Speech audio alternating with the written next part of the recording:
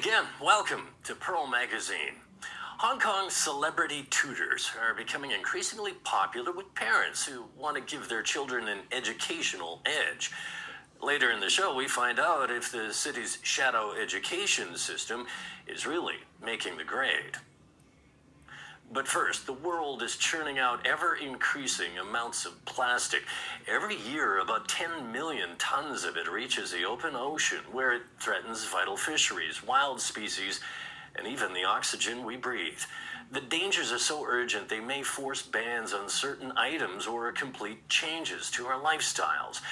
Douglas George met with local groups and companies who are helping us all rethink the way we use plastic in our everyday lives. A quiet day at the beach. A bucolic location near Sheko. But a big problem is lurking in the sea, and in among the rocks and in the sand on the beach. What one NGO calls a monster. So you can see there's more plastic in here and styrofoam than sand in all these places. You can see all these small things that are from a lot from the food industry. It's basically the food and then personal care products and packaging for soaps and shampoos and straws, drink containers. Doug Woodring has been an environmental entrepreneur for 10 years, working to keep plastic out of the ocean. Today he's showing us the problems with plastic locally. 75% of the 15,000 tons of litter per year the government hauled out of local waters was plastic. The statistics pile up as fast as the plastic. Worldwide, 5 trillion pieces of plastic circulate throughout the oceans of the globe. Up to 10 million tons a year make it into the sea. And global NGOs fighting the problem say the annual volume of plastic made will continue to increase, until by 2050, there may be more plastic in the oceans than fish. I actually think it could be earlier than that because no one talks about overfishing. And the overfishing issue in the ocean is a seriously big issue. So when the fish population goes down and the plastic and waste still increases, then that crossover point's earlier than 2050. It may come as a surprise to learn plastic does not decompose. One plastic straw will reportedly decompose in 500 years or so. But the truth is, no one really knows because plastic has only been around for barely a century. What researchers have discovered is plastic breaks up over time into ever smaller pieces until micro or even nano-sized pieces circulate in the currents of the oceans and its food chain. One global conservation NGO says right now an average person consumes 5 grams of plastic a week from land, sea, and air sources, roughly the equivalent of a credit card. Woodring expects the health impacts will emerge eventually. Filter feeders will take the very small pieces of plastic because they have no way to tell the difference. So a piece like this, a fish might... A piece like this could easily go in any size fish bigger than this. When this stuff is in the water, it absorbs toxins because those toxins don't like water. They adhere to petroleum products. This goes in the fish and that goes into the stomach of that fish, and he'll have a few parts per million more than he did the day before. So it's a bit like air pollution. We breathe it every day.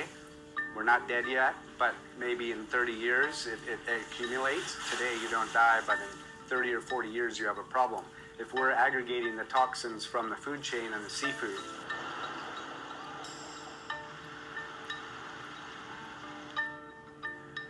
So you might think that plastic in the ocean is caused by boat traffic or plastic at the beach being washed out to sea.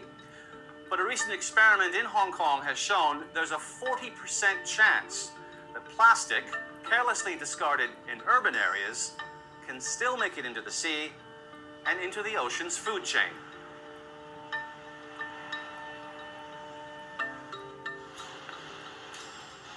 These inventors set out to prove it.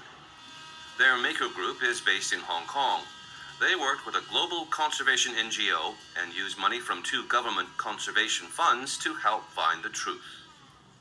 The problem we're trying to solve is to safeguard the future of the human race. And the ocean produces 75% of the oxygen that we breathe, and they are deeply threatened now. And plastic is a major threat on the ocean. So we're trying to see where is the plastic coming from, where it's going, and the goal of this is to get the data to develop strategies to actually clean it up eventually. The challenge was to make a tracker or drifter device that you could deploy in urban area waterways away from the sea and then track them. For that, the team needed to combine GPS and mobile telephone transmission technology with a buoyant waterproof shell that was also biodegradable. It took a few attempts. This one was based on a coconut shell. They finally decided on a shell of wax with cork for buoyancy. Together with a battery for power, the device was perfected. 11 schools helped with the assembly of the 110 devices. 1, 2, 3. Students also helped deploy them around Hong Kong, like here in a waterway in Tai O. Yes. Go to Macau. Bye. Bye, Patrick. The team tracked the devices for weeks. 40% made it from the inland drains and waterways into the sea. One made it all the way to Taiwan. So 40%, what did that result tell you? What did you think when you realized 40% made it to the sea?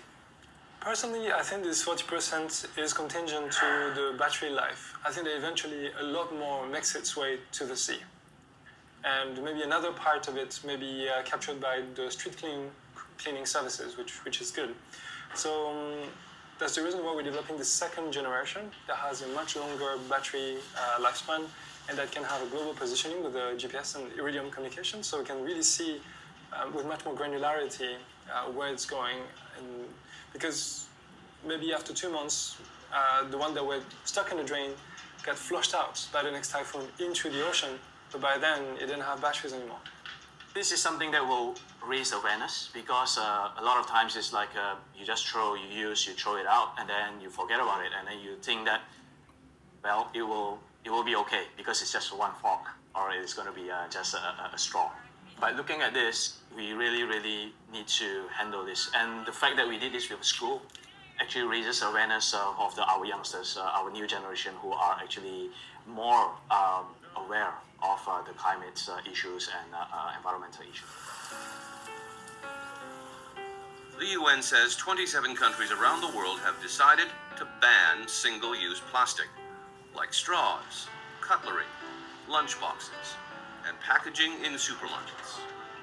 In Hong Kong, the levy on plastic bags continues to be charged, but conservation groups in town have campaigned for a wider ban on single-use items. One says 80% of Hong Kong people it surveyed would support regulating single-use plastic. A local coalition of beverage makers, recyclers, and NGOs have banded together to find a solution to decrease plastic beverage waste, 90% by 2025. Another idea is to encourage recycling by installing reverse vending machines like this one. If you return your bottle, you get a $2 discount on something you buy at a Shell station. You don't get the cash, but you scan it, and then it starts operating. It will then crush the bottle.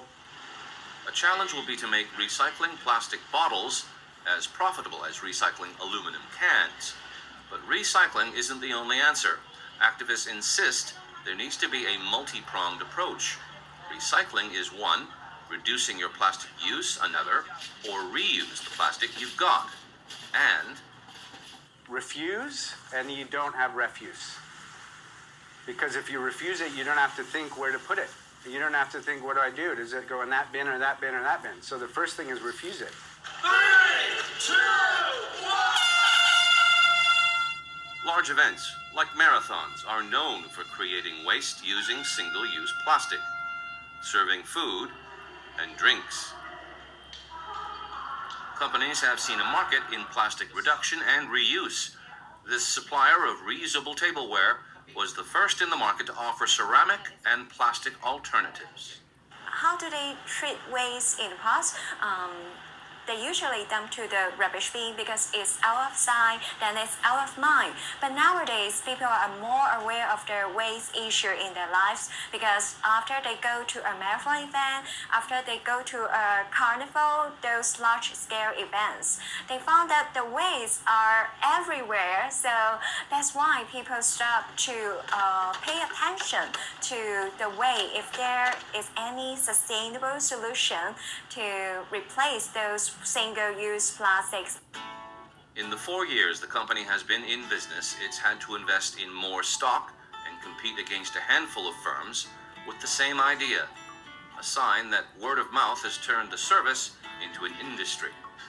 In some marathon running races, they also think this is a good solution. We will suggest to other event organizers so that every running races don't use any disposable cups again. Yeah. So we think that this is a growing trend. To spread awareness about single-use plastic further afield, the company has its sights on a new sector. For example, there is a lot of punchoi feasts every winter. So if the community can help to reduce the waste, I think we can bring a lot of greater impact to the society. When we come back, celebrity tutors and star-struck students. Is it really a recipe for success? Stay with us.